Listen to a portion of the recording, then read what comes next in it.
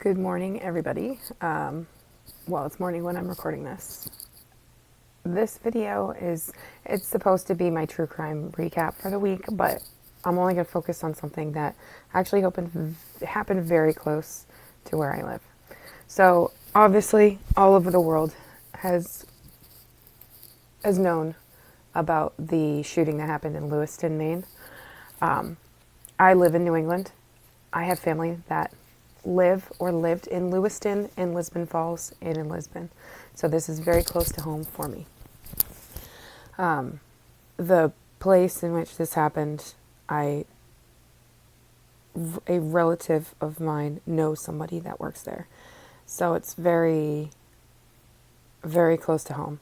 I know this has been covered by everybody, and this was supposed to be part of my true crime recap. I was going to end the video with this, but I'm going to make its own video because this has devastated New England. Obviously, devastated Maine, but we have not had a shooting in New England since Sandy Hook. And when that occurred and transpired, that was something that really, really shook all of the states of New England. Not just in Connecticut, the entirety of New England. And that happened back in 2012. This, obviously, 11 years later, it's almost 11 years later. If you don't live in this area, yes, we may seem arrogant, and we're completely transparent about that. We don't like outsiders coming into our territory. Is the basis. We kind of get angry when we get infiltrated. That's why nobody looks really happy when we have people from other states come and visit, because what are you doing here type thing. This is where we live. Why are you here? We're not it's a touristy place, obviously, because of the foliage and things like that, and because of our beaches and all that jazz, but we don't come across as very friendly to outsiders. We are extremely friendly, but obviously this has changed basically everything. I know of people that have been affected by the shooting because their children can't go to school because of the shelter in place that was in effect. Obviously now it is not in effect anymore due to them finding the shooter, Robert Card, dead by an apparent suicide. He was found in Lisbon Falls near the Androscoggin River by a self-inflicted gunshot wound, and this was at around 7:45 p.m. when they found him. And the Maine Department of Public Safety's commissioner, Mike Soschuk, he announced this yesterday, and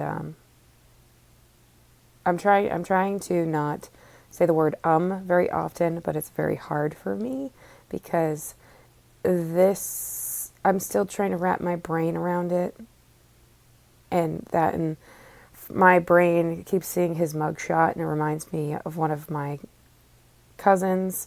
So it's really, I'm having a hard time understanding him, understanding what he did, because he killed 18 people and injured many. And it wasn't just one location, it was 2 different locations. So, Robert Card was in the Army Reserve for the National Guard, and he was a firearms instructor, which kind of makes it a little more strange and like oh my goodness, why did he do this type thing? So he enlisted back in the Army back in 2002. He didn't have any combat deployments, but he was a firearms instructor. He didn't serve at any capacity for the Army or for being armed when he was in active duty, but he knew how to use a firearm. Let's see. So it was known and it was talked about by his sister-in-law that his mental health was deteriorating leading up to the shooting because he was hearing voices. He started wearing hearing aids because he was hearing voices. He apparently was like picking up voices that he had never heard before, and his brain was interpreting them in a way where he was humiliated by the things he was hearing and by the things that he thought he heard and thought that people were saying. He did have a 2-week stay for his mental health this year. So just so that is apparent for you guys, yes, this is a shooting, but it is very heavily prominent in the mental health area, which is something that is never worked on post shootings. So he also, with the National Guard base in Saco, Maine, he is reported that he said he was hearing voices and he threatened to shoot up the National Guard base in Saco. So just so that is aware to you, whoever is consuming this and watching this, that is a fact. They have that. That's on record. So what did he do? He opened fire at Just in Time Recreation in Lewiston, which is a bowling alley. And there was a youth league happening at that time. There were 7 people killed at the bowling alley. And the youth league was holding matches there. He then went to a nearby restaurant called Smenengi's Bar and Grill, where he opened fire and he killed 8 more people. There was a cornhole tournament for deaf people happening that evening. So in addition to the people that were dead at the scene, there were 3 people that unfortunately died at the hospital, and there were 13 people that were wounded. He was at large, as most of you are well aware who are consuming this, and even in different countries, there was a manhunt for him that lasted 2 days after the shooting. And obviously, by Friday evening, it was announced they had found his remains.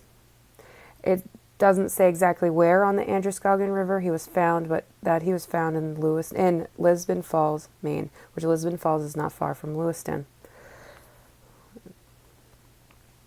So the shelter in place was revoked for Lewiston and the other communities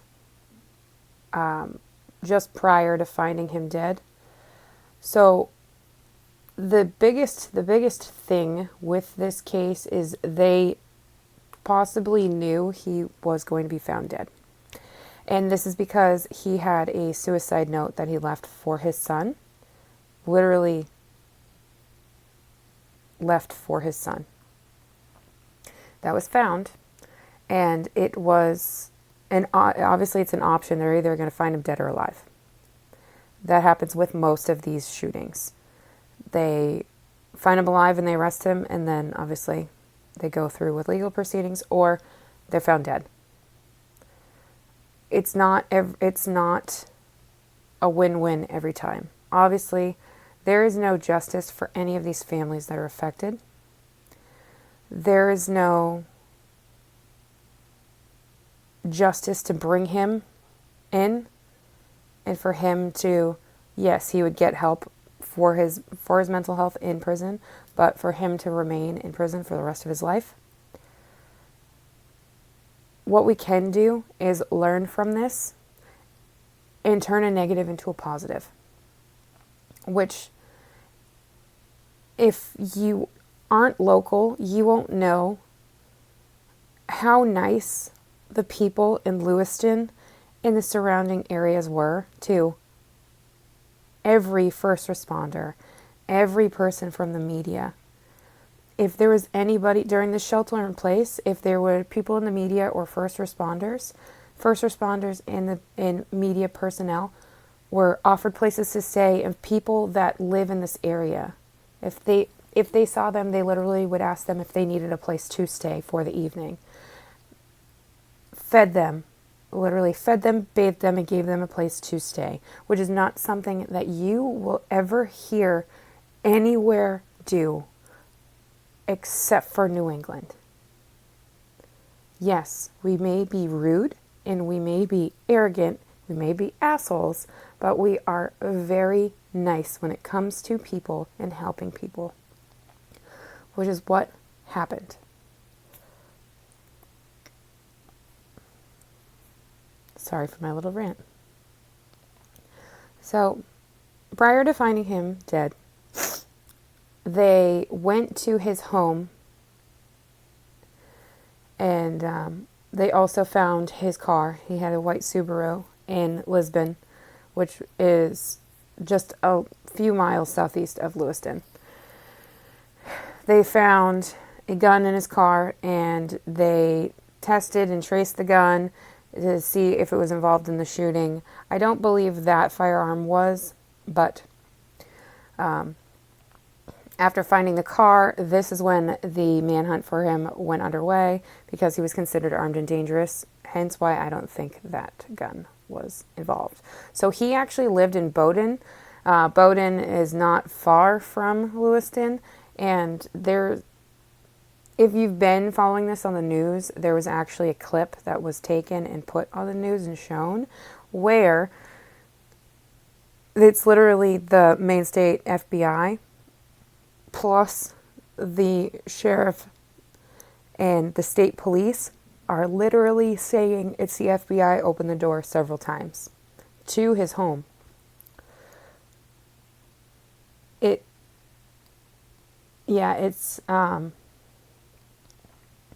obviously he wasn't there, but it's really hard to understand exactly why he would do this. Obviously, we don't know the context of the suicide note. We might, other than it being left for his son. I did see correspondence where it said that he went to Spare Time Recreation Center to find his ex-wife. That was leaked, but I don't know if that is actually correct. I do know that I've been following this on Facebook too, and I do have screenshots about this. And one of them is actually from the owner of the bowling alley. Her name is Sarah. So it talks about some of the people that died. And 3 of them, Trisha Assailant, Bob Violet, Tom Conrad, Thomas Gilberti. These are just a few of the ones that were affected. And Trisha was killed while trying to dial 911. And Bob was the youth bowling coach. And he was killed trying to save these children at the bowling alley. Tom was the new bowling alley manager, and he tried to take down Robert Card, and he was killed during this. And Thomas Gilberti was shot multiple times in the legs because he was trying to hide these kids in the pin setting area, and this is when he took multiple bullets to his legs.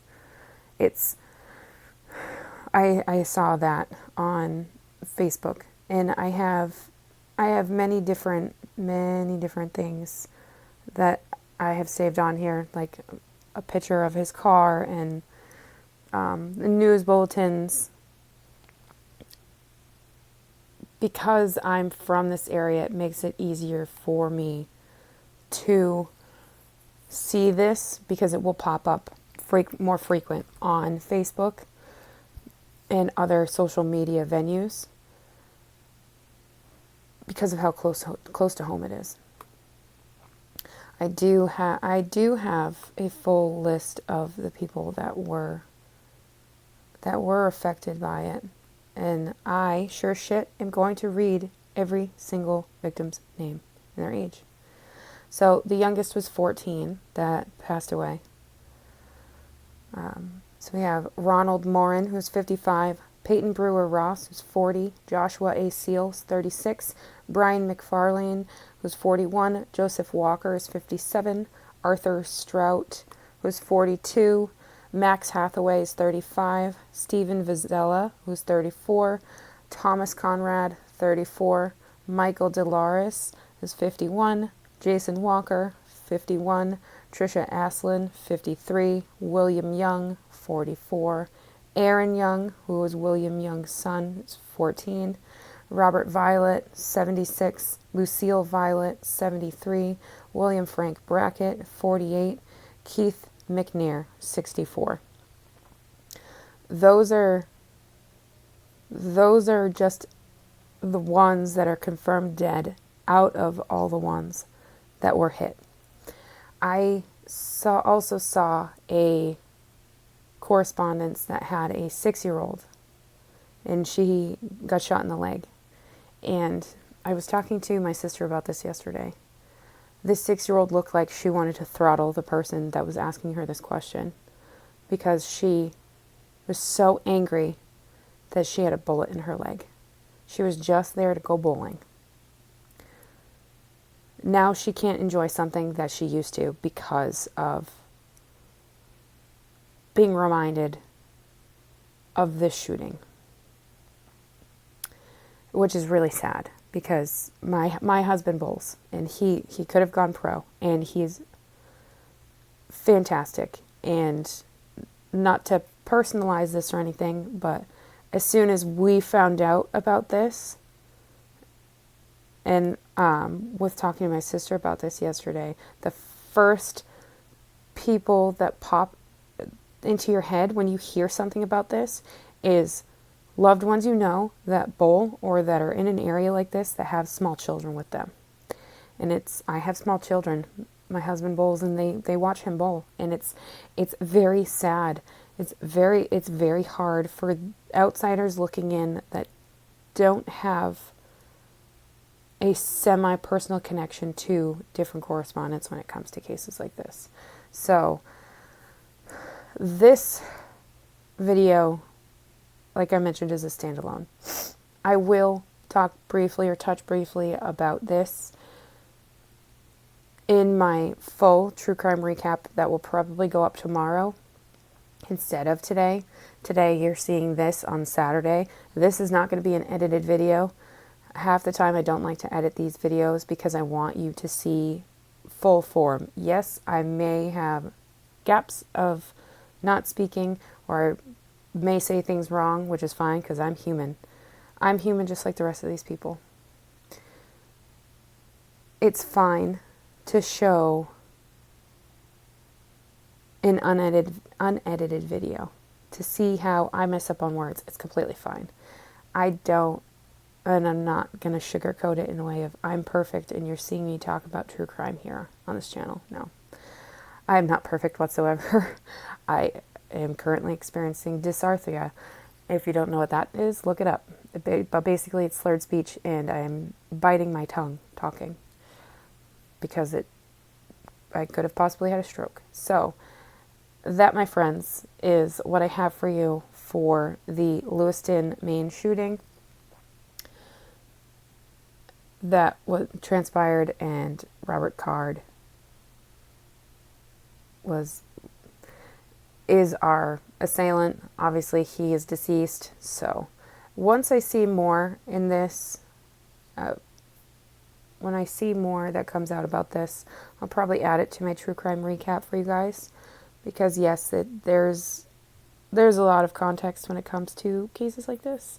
But I did mean it when I said that we can learn from this in a positive way and not dwell on it in a negative way, which is kind of the mindset of people in New England. We don't like to dwell on the negative sometimes. we do like to turn a negative into a positive, and that's what I'm hoping will happen with this case. So I hope you guys learned something from this. Hug your loved ones, and I'll see you guys in my next video.